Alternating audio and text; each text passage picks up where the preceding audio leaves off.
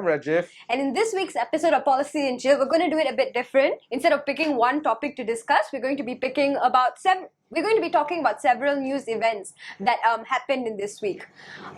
First thing we're going to be talking about is Melaka. What's happening in Melaka? Oh, well. Rajiv, could you enlighten us? What's happening in Melaka? Well, we have a new chief minister in Melaka, and along with it, some new excos. So, what do you think about the shift in lineup in Melaka? I think Zahid Hamidi said that what happened in Melaka is unique, and unity government may not be formed in all the other states. And Melaka is the first. So Selangor is going to go into election, and I have been part of the state government for the last 2 years, and we have not had BN members be part of our operations. And Melaka is an interesting starting point for me to see how. Or if Selangor decides to incorporate more members from BN, maybe this could be a formula. Yeah. The Melaka situation could be a formula of how to do it. So that's more of what Melaka is to me, because it doesn't really affect my day to day, but it's just I was thinking we skip the analysis of what happened with that unity government, because Khairi and that other dude did a far more deeper kupasing of that, with a lot more inside knowledge. But that's okay. This is just like catching up. Yeah, but listen to Khairi's podcast. We'll plug it in here to our 10 audience. We have like about 300 something listeners. Yeah. Please don't cut whatever I said. I stand by what I said. I do think Melaka is a starting point for all the PH states and how we may work with BN, and it really does make a difference. Yeah. Especially for all the young people who. What do you think of Perak and Pahang? I think Perak and Pahang happened when the heat of the moment. So it happened when Anwar was going to become the president. Whereas Melaka is a state where we already went for election. We had a chief minister. There was a functioning government. But it has been rejected. So this is the first state that is already stable. So what's going to happen in Johor, and what's going to happen in other states where be another state government? So yeah, Melaka is unique in itself. Yes. Okay. Melaka is unique in itself, definitely. But I think what interesting dimension Melaka has is that not only does it have 10 excos alongside one Menteri Besar, it is also decided to appoint 10 deputy excos. Now, what do you think of that? I think deputy excos are kind of like deputy ministers. I wonder if they'll be included in the MMKN meeting. So for those of you who don't know, MMKN meeting is when the one Menteri Besar and 10 excos, they make decisions on the state, and then they have a meeting minute that continues to be implemented and executed by the civil service. So will these 10 deputy excos sit in these MMKN meetings? And if they don't, like how deputy ministers don't sit in post-cabinet meetings in Putrajaya, then actually it's an opportunity and a platform to increase the participation of the legislative. But Melaka is such a small dun.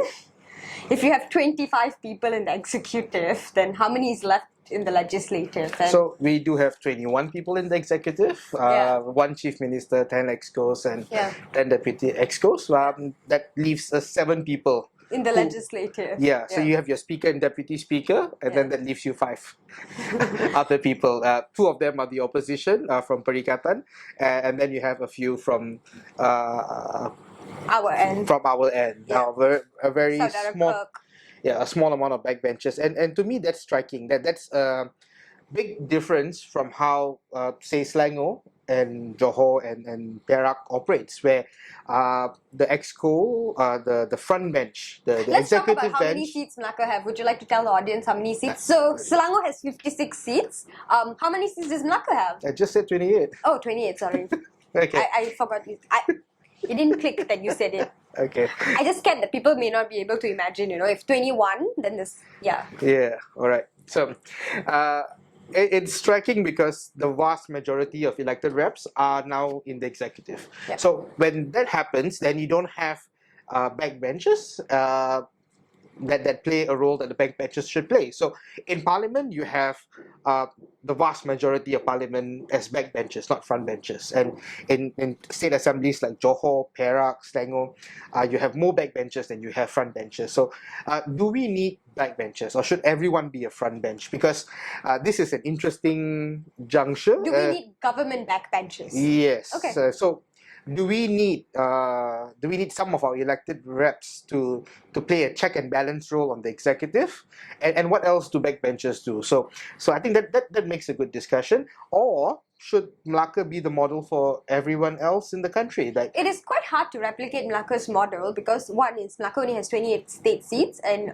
creating one deputy exco for every exco is like 21 people, speaker 2 people. It's easier to happen in a smaller state like Melaka, whereas in a state like Selangor, how will 56 aduns end up being in the executive? Do we create 2-3 deputy excos for every exco, and will that just mean a hunky salary without actually it's not about hunky salary. You don't have to pay a high salary as a deputy. okay? It's about it's far more beyond a hunky salary or not a hunky salary.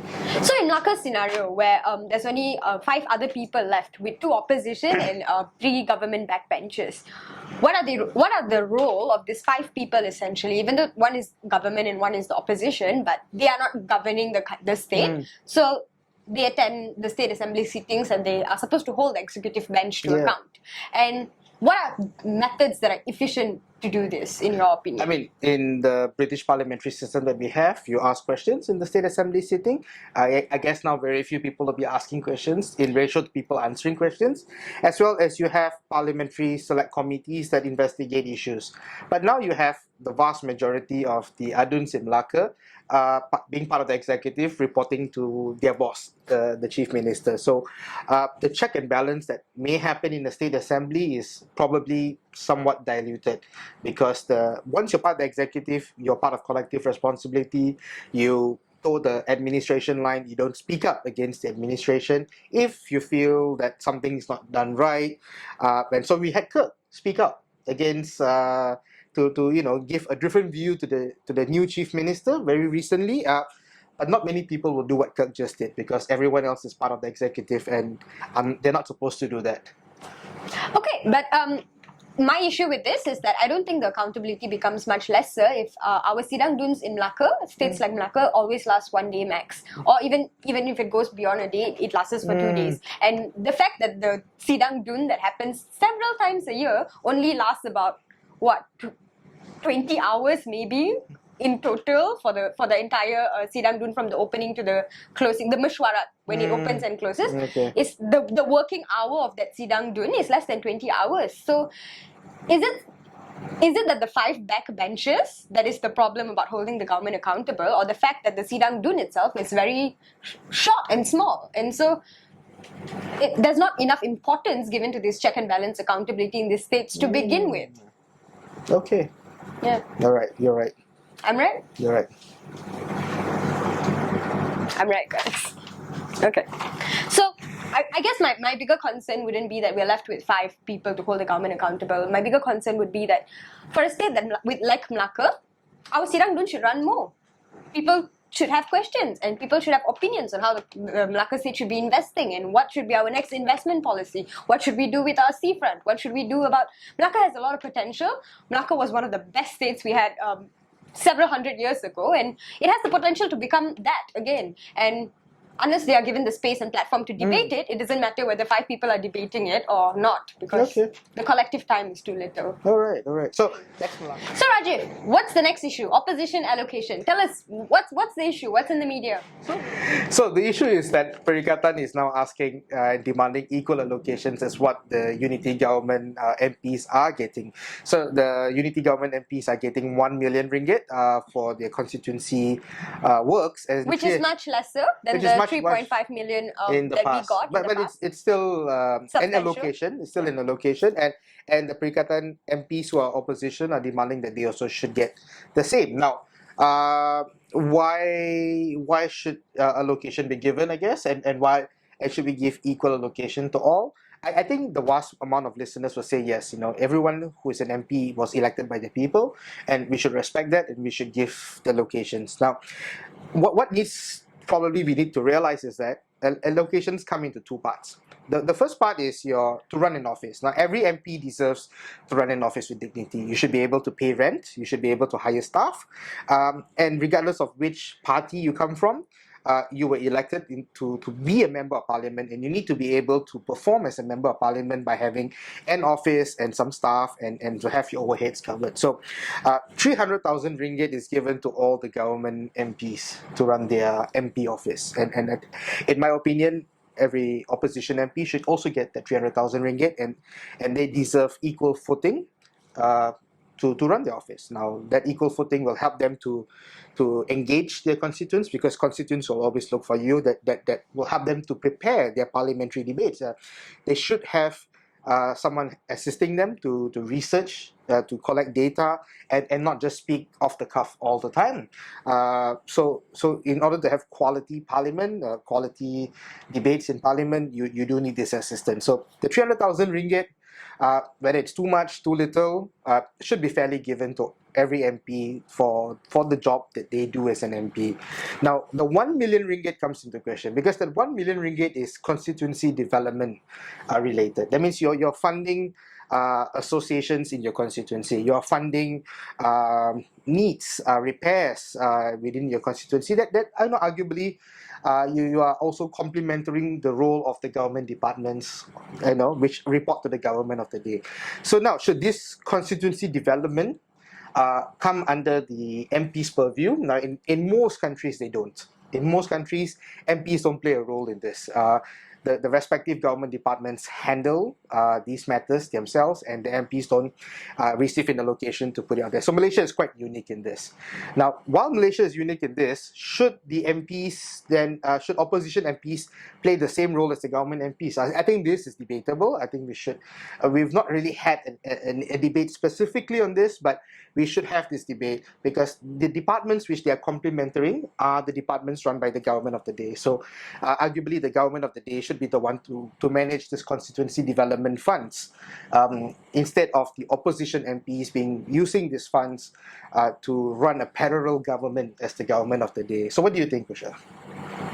Well, I think that the Constituency Development Fund should be parked under the government departments, like what we suggested earlier. Actually, it is parked under the ICU. Yep. Yeah.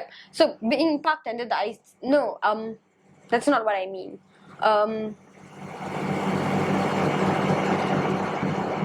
Well, honestly, I think every MP should get equal allocation, whether they have opposition or government. This is because there was a time my party was opposition in many states, and I noticed a lot of elected reps couldn't move because they had too little money and they couldn't do anything. Yet people's expectations remain. So people expect you to do your Raya open house, people expect you to do your Chinese New Year open house. People expect you as the elected leader to be present and to be helpful in situations. And if an MP has won the election democratically, he should have the access to being the leader of the people of that area. So now, thank you everyone for listening to us today. It's a pleasure. As we continue to ramble on different public policy issues and different things that we think need attention. And if you have suggestions of what you'd like us to talk about, drop us a comment below. Yes. If the podcast listening mechanism that you listen to has a comment section.